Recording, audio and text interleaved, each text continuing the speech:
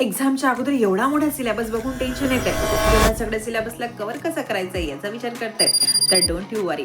आज मी तुमच्यासोबत शेअर करणार आहे scientifically proven techniques to boost your brain.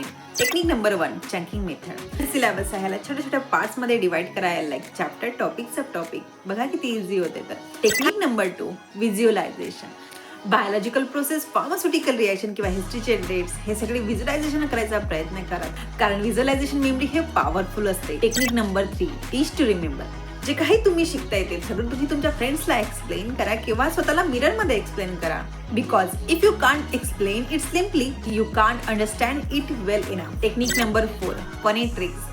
Complicated word आहे, कॉम्प्लिकेटेड रिॲक्शन आहे, कॉम्प्लिकेटेड क्लासिफिकेशन आहे, याला फनी ट्रिक्स मध्ये कन्वर्ट करायला शिका, कारण फनी गोष्टी ब्रेन लवकर स्टोअर करतो. Technique number 5, space repetition. एकदा वाचल्यानंतर आपण लगेच विसरतो, बट आफ्टर सेव्हरल रिपिटेशन आपण त्याला कधीही विसरू शकत नाही. सो ट्राय करा आफ्टर 1 डे, 1 वीक, 1 मंथ त्याला रिपीट करायचं. And the last and most effective technique जी प्रत्येक स्टुडंटनी फॉलो करायला पाहिजे, हेल्दी लाईफस्टाईल अँड स्लीप. फक्त बुक्स आपल्या मेमरीला शार्प बनवू शकत नाही, तर हेल्दी लाईफस्टाईल आपल्या मेमरीला शार्प करतो.